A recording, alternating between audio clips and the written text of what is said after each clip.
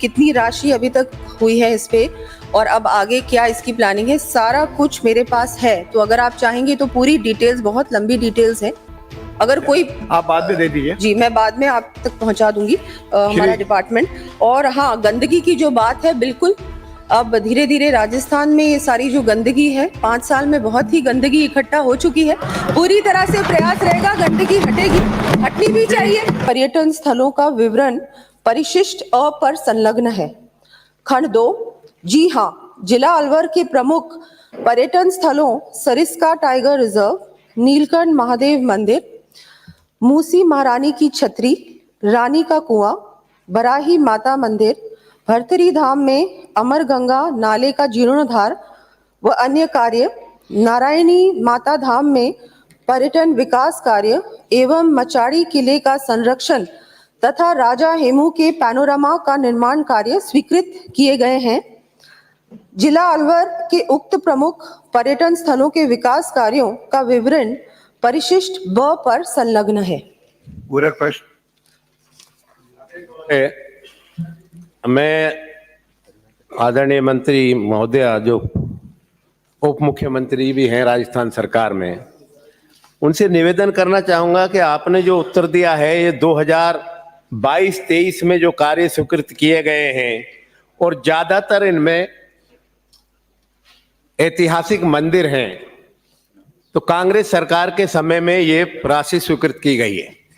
मेरा आपसे निवेदन है कि अलवर जिले का डिवीजन होने के बाद जितने भी इंडस्ट्रियल एरिया थे अलवर के, चाहे कुसखेड़ा हो, चाहे चौपान की हो, चाहे शाहजहांपुर हो, चाहे नीमराना हो, सब अलग हो गए। अलवर जिला जो वर्तमान में रह गया है, जिसको बनवाने में आपके पूर्वजों का भी बहुत बड़ा योगदान रहा था। जब भी अलवर जिला बना था, अलवर स्टेट बनी थी, इसमें आने वाले समय में कि अलवर में पर्यटन के स्थल हैं, सरिस्का है, सीलीसेड है, और भी बहुत से ऐसे ताल वृक्ष है, वो जगह भी है जहां पांडवों ने अज्ञातवास 1 साल का काटा था।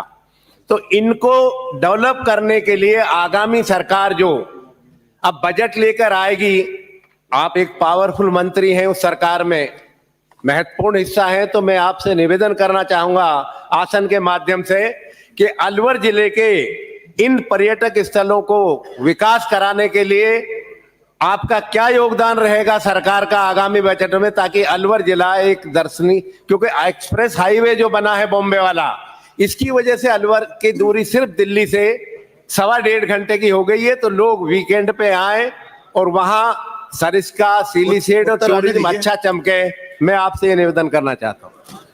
मंत्री महोदय।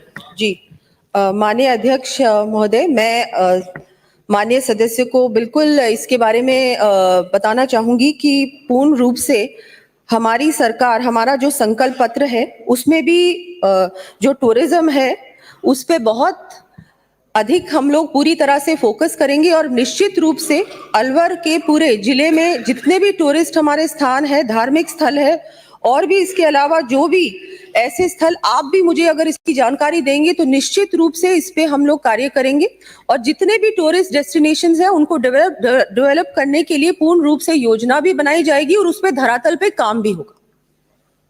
अध्यक्ष महोदय, मंत्री महोदय, आपने यह आश्वासन दिया, इसके लिए तो आपका धन्यवाद। ओमकार सिंह लखावत जब राज्यसभा के सांसद थे और वरिष्ठ नेता थे भारतीय जनता पार्टी के, उन्होंने अलवर में 2 पैनोरमा बनवाए थे, भरतरी धाम, धन्यवाद, राजा भरतरी का धाम का बनवाया था, और एक हसन का मेवाती, जो कि वो भी इसी में है, इसमें उत्तर में है, अलग से प्रश्न नहीं है। उनके ऊपर ध्यान दीजिए, क्योंकि बन तो बड़े खूबसूरत गए हैं, लेकिन अगर उनकी देखरेख ठीक से नहीं होगा, उनको डेवलप नहीं किया जाएगा आगे, तो वो खंडर बन जाएंगे। मेरा आपसे ये निवेदन। जी अध्यक्ष महोदय, बिल्कुल मैं आपको पूरी तरह से आश्वस्त करती हूँ कि ये जो बने थे पैनोरामास, ये भी हमारी सरकार जब थी राजस्थान में उसी समय बने थे। पूर्ण रूप से हाँ, इन 5 सालों में उन पे ध्यान नहीं दिया गया, इसलिए ये आज उनकी हालत है। बहुत दुख की बात है। इस पे पूर्ण रूप से ध्यान देके इनको और भी अच्छा बनाया जाएगा पूरी तरह से ज्यादा टूरिस्ट वहां तक पहुंचे, वहां की फैसिलिटीज और ज्यादा अच्छी हो, उस पे पूर्ण रूप से ध्यान दिया जाएगा। धन्यवाद। माननीय अध्यक्ष महोदय, क्योंकि माननीय सदस्य ने जो क्वेश्चन उठाया काफी महत्वपूर्ण है अलवर के लिए, मैं एक ही बात जानना चाहूंगा, आपने जो राशि इसमें दी है, इसमें कितनी राशि का व्यय हो गया, कितने के टेंडर हो गए, कितनी राशि बाकी है, अभी काम होना बाकी है, एक तो आप ये मुझे बता दें। दूसरा, क्या ये बात सही है कि आपके जो टूरिज्म के जो हमारे स्थल हैं ये शहर के अंदर हैं और वहां शहर में आज जितनी भारी गंदगी छाई हुई है, लगातार पिछले 15 दिनों से सारे समाचार पत्रों में ये चीज छप रही है, तो क्या हम पर्यटन स्थलों को जो डेवलप कर रहे हैं और अखबारों के माध्यम से मौके पे भी जिस प्रकार से गंदगी वहां छाई हुई है, तो बाहर से जो पर्यटक आएंगे तो उन पे क्या मैसेज आएगा?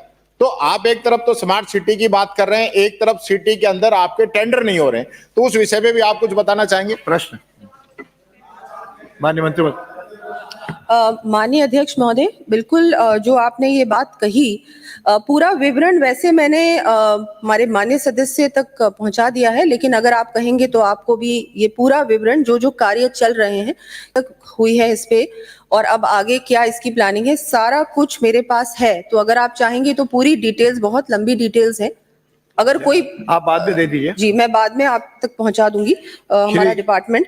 और हाँ, गंदगी की जो बात है, बिल्कुल अब धीरे धीरे राजस्थान में ये सारी जो गंदगी है, 5 साल में बहुत ही गंदगी इकट्ठा हो चुकी है, पूरी तरह से प्रयास रहेगा, गंदगी हटेगी, हटनी भी चाहिए और जनता के साथ मिलकर करेंगे। अब धीरे धीरे राजस्थान में ये सारी जो गंदगी है, 5 साल में बहुत ही गंदगी इकट्ठा हो चुकी है, पूरी तरह से प्रयास रहेगा, गंदगी हटेगी।